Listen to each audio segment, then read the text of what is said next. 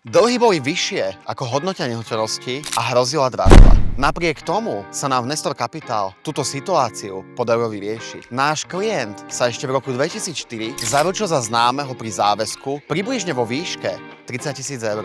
Dlh sa však roky neriešil a cez úroky, sankcie a ďalšie náklady narástol až na neuveriteľných 170 000 eur. Postupne pribudali ďalšie exekúcie a klient sa dostal do bodu, keď reálne hrozilo, že o svoju nehnuteľnosť príde v dražbe. Problém bol v tom, že čakať na dražbu by nebolo dobré riešenie pre nikoho. Nehnuteľnosť by sa určite predala pod tlakom, záväzky by sa nemuseli pokryť a klient by aj po predaji mohol zostať s dlhmi. Preto sme celý prípad detálne prešli a začali vyjednávať. Naša hodnota nebola len v tom, že sme nehnuteľnosť vedeli odkúpiť, ale hlavne v tom, že sme dokázali rokovať s veriteľmi a nastaviť riešenie, ktoré dávalo zmysel pre všetky strany. Podarilo sa dosiahnuť dobrú dohodu s jasným výsledkom pre každého. Nehnuteľnosť sa odkúpila, dlhy sa vyplatili, exekúcie sa zastavili a namiesto neistého čakania na dražbu vzniklo konkrétne riešenie. A ako celý proces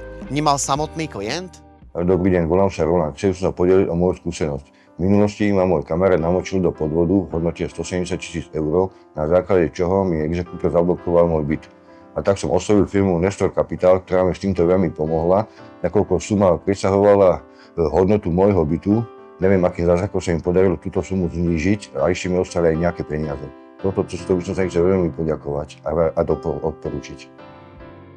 To najlepšie vystihuje jeho osobná skúsenosť po vyriešení situácie. Najdôležitejšie je, že klient neodišiel s prázdnymi rukami. Zbavil sa dlhov, zostali mu peniaze na nový začiatok a dnes žije pokojne, bez tlaku, v novom bývaní so svojou partnerkou. A presne o tom je naša práca.